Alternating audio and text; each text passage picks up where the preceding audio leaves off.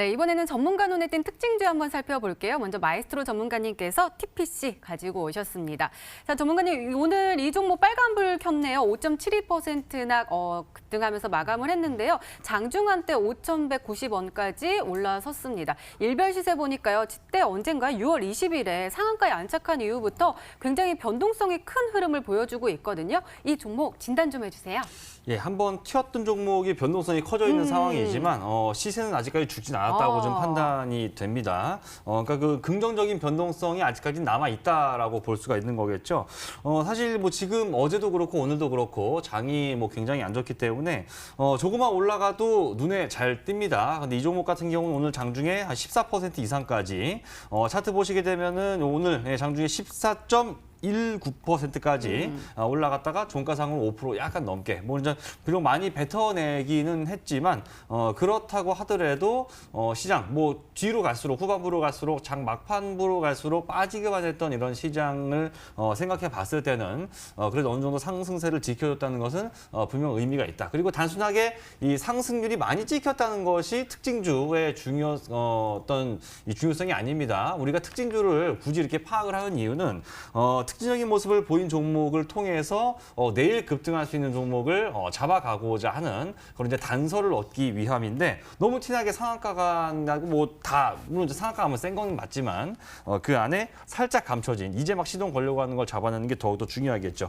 그래서 이제 이 종목 보면은 6월 20일 날 앞서서도 뭐 앵커님 말씀해 주셨는데 6월 20일 날 상한가를 기록했습니다. 그 전까지는 뭐 시세가 그만 그냥 별로 흐름도 없었고 거래량도 고만고만 그냥 터지지도 않다가 6월 20일 날 갑자기 이 종목이 거래 급등과 함께 상한가가 나오면서 투자자들한테 관심을 좀 끌기 시작했던 것 같아요.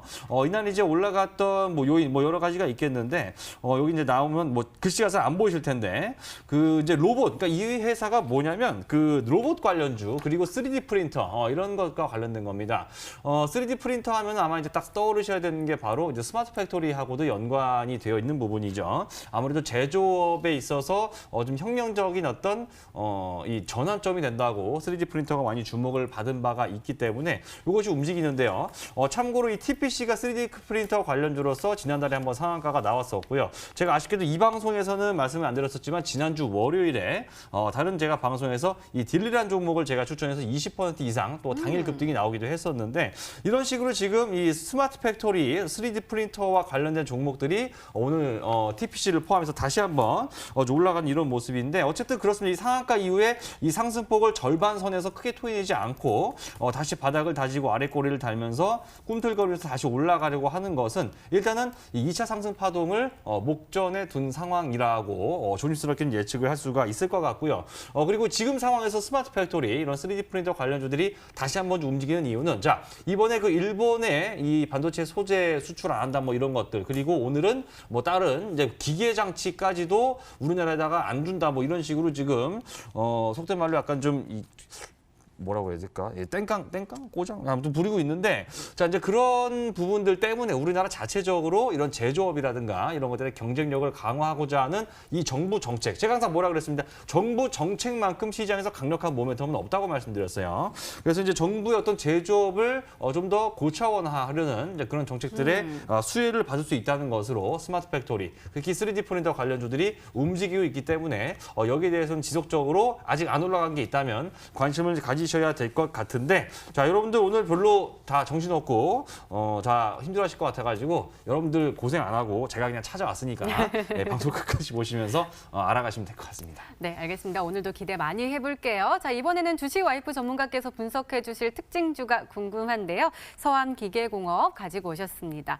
자, 이 종목이 오늘 상한가에 안착을 했습니다. 사실 일별 시세 보니까 어제 한 8% 넘게 빠져가지고 떨어지나 같은 종목, 다른 종목들처럼 쭉쭉쭉쭉 빠지나 했는데 오늘 상한가에 쭉 올라가는 모습이었거든요. 이 종목 어떻게 이렇게 강한 상승세를 보여준 걸까요? 네, 사실 서암기계공업이라고 한다면은 아마 주식 좀 하시는 분들은 이 종목 대북주 아니야라고 생각을 하실 것 같습니다. 작년 같은 경우에는 대북 철도 관련 종목으로서 이슈를 타면서 올라갔었던 종목이었는데 오늘은 이제 일본 규제 관련 종목으로 새롭게 테마 편입이 되면서 올라갔다고 좀 분석을 해볼 수가 있을 것 같습니다. 지금 일본 규제 관련해서 말이 굉장히 많은 상황이기도 하고요. 4일부터 반도체 세계 품목에 대해서 지금 일본에서 규제를 했습니다. 그런 와중에 지금 일주일밖에 안 지났는데 일본의 그 공영방송과 이제 비슷한 방송사죠. NHK 쪽에서 지금 한국이 응답을 하지 않으면 일본 정부 쪽에서 품목을 더 늘릴 수도 있다. 그리고 공작기계나 탄소섬유 같은 쪽으로 품목을 확대시킬 수 있다라는 이슈가 나왔습니다. 그렇게 되면서 오늘 이제 화천기계라든지 이런 이제 서암기계공업 같은 공업 관련 종목들 상승세가 나오기도 했었고 탄소섬유 관련 종목들도 움직임이 나왔습니다. 그래서 서암기계공업 주가 체크 한번 해드리도록 할 텐데요. 자, 서암기계공업 흐름을 보시면은 제가 말씀드린 것처럼 작년 5월 달에 이런 상승 흐름이 대북 관련 이슈가 나왔을 때 동시에 움직이는 흐름들 우리가 체크를 해볼 수 있을 것 같습니다. 대량 거래량 들어오는 시점들 그리고 이번 연도 1월에도 하노이에서 회담한다라는 이제 이슈 들어오면서 강하게 상승 시세 만들어줬었죠. 그리고 나서 이제 낙폭과대 구간 나왔습니다. 이렇게 또 중간에 강하게 음봉으로 떨어졌던 구간은 아무래도 하노이 회담 결렬 직후 이제 떨어지는 흐름이라고 보실 수가 있겠죠. 하지만 오늘 이제 붙어주는 흐름으로서부터 테마 이슈가 이제 전환이 됐다라고 보시면 되겠는데 일본 그런 규제 품목 관련주 이슈가 들어오면서 정고점 구간대를 돌파해주는 강한 흐름들 나와줬습니다. 이런 흐름으로 봤을 때 이렇게 상한가를 기록하고 나면은 다음 날까지도 연속성을 갖고 최근에 올라가는 흐름들이 계속 나오고 있습니다. 그래서 오늘 주식 와이프가 우리 시청자분들이 아무래도 일본 규제 관련 종목들 계속 새롭게 편입되는 이런 종목들이 늘어나고 있다 보니까 어떤 종목 잡아야 될지 고민이 많으실 것 같아서 제가 준비를 해왔으니까요. 주식 와이프가 가지고 온 이 일본 규제 관련 종목으로 단기 승부 한번 봐보시길 바라겠습니다. 네, 알겠습니다. 이렇게 오늘 시장 분석과 함께요. 전문가 눈에 띈 특징주까지 짚어봤습니다.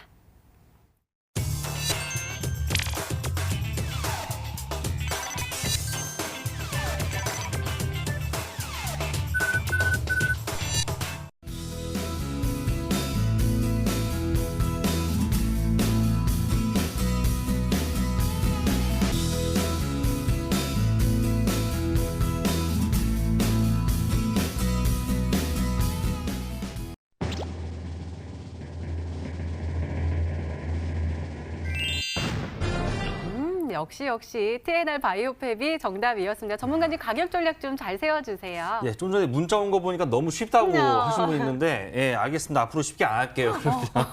예, 일단 아까 종목 설명은 제가 아까 다 말씀드렸기 때문에 네. 이제 차트 그만 간단히 말씀드리면 네. 일단 이 종목이 2달 약간 넘어가는 기간 동안 주가가 반토막이 났어요. 지금 보시면 24,000원에서 12,000원대까지 주가가 내려와 있는데 그 사이에 회사가 망가지거나 그런 거 전혀 없습니다. 외국인이 모를 리가 없겠죠. 최근 한 달 정도 지금 약간 넘는 사이에 보시면 요 주가가 18,000원 부근에서 2,000원대로 밀린 동안에 외국인들 제법 많이 들어왔습니다.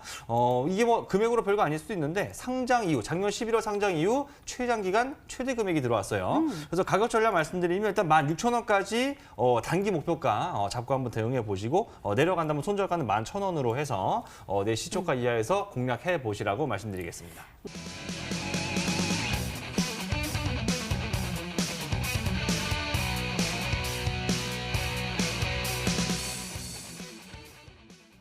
정말 보물 같은 종목인 것 같아요. 지금 시장이 계속해서 빠져가지고 힘들어 죽겠는데 계속해서 상승 추세를 보여주고 있는 종목이에요. 그렇죠. 지금 시장이 빠지고 있다 보니까 네. 추세에 맞는 지금 시장에 맞는 그런 매매를 하셔야 된다라고 말씀을 드렸잖아요. 하락하고 있을 땐 당연히 상승하는 종목을 우리가 공략을 하시면 되겠습니다. 이런 상승하는 종목 찾기가 너무 힘든데요, 전문가님. 이렇게 얘기하실 수도 있겠지만 항상 제가 말씀드리지만 실적과 수급과 이슈, 차트 이 네 가지가 맞아떨어지면은 장세 무관하게 우리가 매매를 할 수 있다. 제가 말씀을 드렸었죠. 그렇기 때문에 지금 이제 시장이 내려가니까 제약바이오 섹터보다는 사실 지금 올라가는 추세의 종목들, 올라가는 그런 테마의 종목들을 찾아보시는 게 좋습니다. 트렌드에 맞는 매매를 하시라고 조언드리고 싶고 최근 이제 주가 트렌드를 제가 한번 체크를 해드리도록 하겠습니다. 자, 잉크테크라는 종목을 한번 보도록 할 텐데요. 잉크테크 주가 흐름 보면은 오늘 이제 일본 규제 관련 이슈가 들어오면서 잉크테크 역시도 뭐 탄소 섬유, 공작기계 관련 이슈가 들어오면서 강하게 또 상승세가 나왔었던 종목입니다. 근데 이런 종목을 사전에 우리가 잡을 수 있었던 겁니다. 어떻게 전고점을 이제 돌파하는지 우리가 체크를 해야 하는데 자, 이 종목이 언제 돌파가 나왔었나요? 바로 6월 중순경에 대량 거래량이 나와주면서 나 이제 앞으로 올라갈 준비가 되어 있어 라는 구간을 만들어 주고 나서 주가 살짝 조정 주고 나서 바로 또 상승세가 나오기도 했었죠. 이런 흐름들이 이제 잉크테크뿐만이 아니라 다른 종목들도 한번 체크를 해볼까요? 인지 디스플레이 이 종목도 보도록 할 텐데요. 인지 디스플레이 역시도 전고점 구간을 기준으로 제가 저지선 구간에 한번 그어보도록 하겠습니다. 자, 저항받는 구간이 어딘지 다시 체크를 해보니까 2,200원 선에서 고점 맞고 떨어지고 고점 맞고 떨어지고 고점 맞고 떨어지다가 최근에 돌파하는 흐름이 나와주고 눌림 이후에 다시 한 번 더 재차 크게 상승하는 흐름들 이런 흐름들을 우리가 찾아낸다면은 충분히 좋은 수익을 단기적으로 빠르게 낼 수 있다라고 말씀을 드릴 수가 있겠죠. 그래서 시장과 역행하는 이런 차트의 모습을 우리가 좀 찾으면서 트렌드 매매를 진행해 보시면 어떨까라고 생각을 해서 첫 번째 힌트 드리도록 하겠습니다. 네, 더욱더 궁금해집니다. 두 번째 힌트 바로 열어볼게요. 주식 와이프 전문가님의 두 번째 힌트입니다.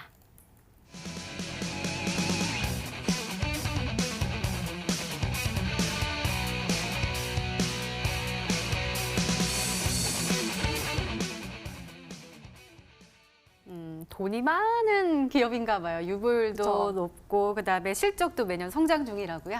네, 우리 시청자분들이 이제 또 많이 관가하는 게 그냥 이슈 테마만 보고서 무작정 그냥 공략하시는 경우가 많은데 그러다 보니까 실적을 관가하시고 그냥 추세만 보고 들어가시는 경우가 많아요. 근데 주식 와이프가 계속 강조를 하지만 4박자.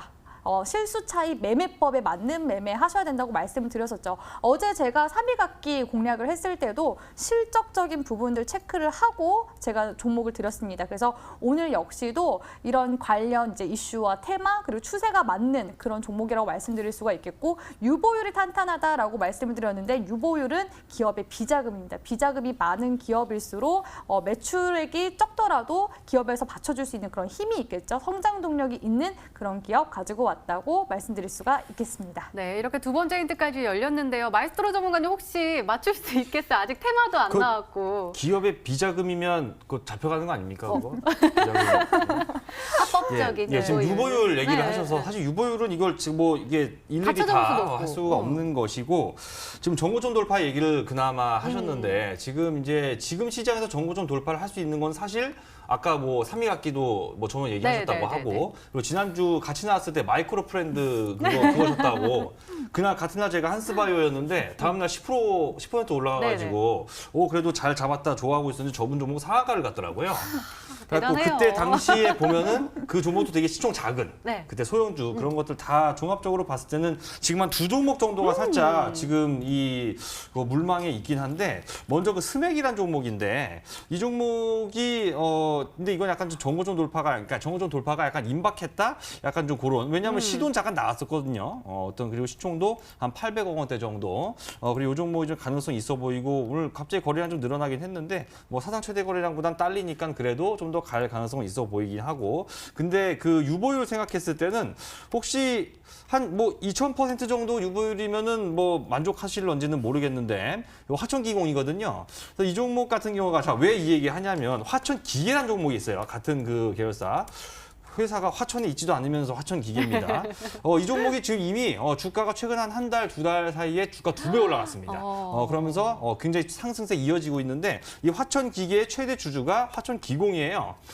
근데 이 종목도 마찬가지로 오늘 비록 이제 마이너스 나오긴 했지만 지금 4거래일 연속으로 거래량 늘어나면서 이 화천기계의 뒤를 좀 따라갈 수 있지 않을까라는 생각이 좀 살짝 들고 그리고 이 종목은 여기 보시면 유보율이 올해 1분기까지 기준으로 봤을 때 2,500%, 작년 연간도 2,500 해서 저는 화천기공이 아니고 시총도 1,000억 미만이거든요. 그래서 지난주에 이 마이크론 브랜드 그 상한가 얘기하신 그때 시총보다 좀 높은 정도인데 어쨌든 1,000억 미만이라서 아마 화천기공밖에 모르겠습니다. 솔직히 예, 이게 아닐까 조심스럽게 지켜보겠습니다. 네, 그렇다면 마지막 힌트까지 들어보면 종목명을 정확하게 알 수 있을까요? 주식 와이프 전문가님의 세 번째 힌트입니다.